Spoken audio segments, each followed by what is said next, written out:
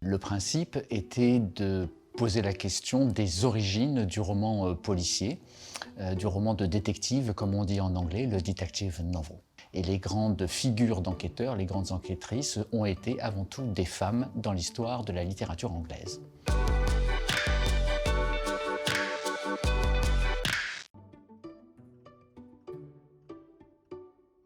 La spécificité du récit de détection,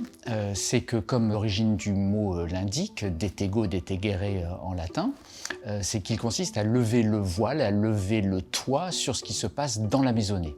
Et il était acquis que dans la maisonnée, les sphères étaient parfaitement séparées entre les hommes et les femmes. Et ce qui se découvre, c'est que les femmes sont les victimes de violences, sont les victimes de meurtres, notamment les servantes, les petites paysannes qui sont devenues des couturières, et évidemment les filles des rues que fréquente assidûment la bourgeoisie de l'époque. L'enquêtrice s'occupe de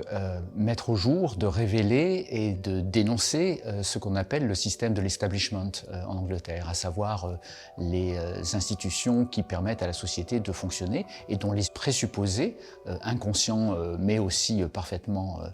conscients, sont entièrement déterminés par le principe même de la société patriarcale, c'est-à-dire que le pouvoir va aux hommes. Et ce que l'enquêtrice démontre, c'est que les différentes institutions se sont en fait liguées pour transformer la femme en un véritable objet, objet de consommation, mais objet qu'il convient aussi de jeter, c'est-à-dire de mettre à mort, sitôt qu'il pose des questions dérangeantes ou sitôt qu'il veut dénoncer le système. Et l'enquêtrice joue ce rôle systématiquement dans les romans de détection, de mettre à jour ce système et de transformer l'enquêtrice en la nouvelle héroïne des temps modernes.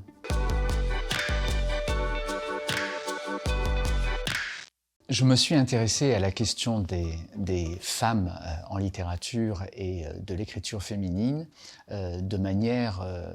qui est quelque peu honteuse pour moi, puisque j'avais commencé ma carrière en travaillant sur deux grands auteurs britanniques que tout le monde connaîtra, William Golding, l'auteur de Sa Majesté des Mouches, Lord of the Flies, et George Orwell, l'auteur de 1984, c'est-à-dire 1984, comme on dit en français. Et le hasard a voulu que je sois invité par ma directrice de thèse, Hélène Sixou, grande figure féministe des années 70, à la rejoindre à Cerisy, où il y avait un colloque qui lui était consacré.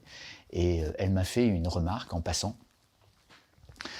qui m'a totalement déstabilisé. Elle s'est tout à coup tournée vers moi, je parlais de mes projets de travail, et elle m'a dit « Vous, de toute manière, vous ne travaillez que sur des hommes ». Et cette remarque m'a totalement bouleversé, m'a remis en cause, elle a énormément travaillé en moi. Je m'étais aperçu que de manière inconsciente, en effet, je fuyais la question, je l'évitais, et c'est à partir de ce jour que je me suis demandé comment je pouvais modifier mon comportement vis-à-vis de ce qui avait été minoré dans l'histoire de l'écriture anglaise.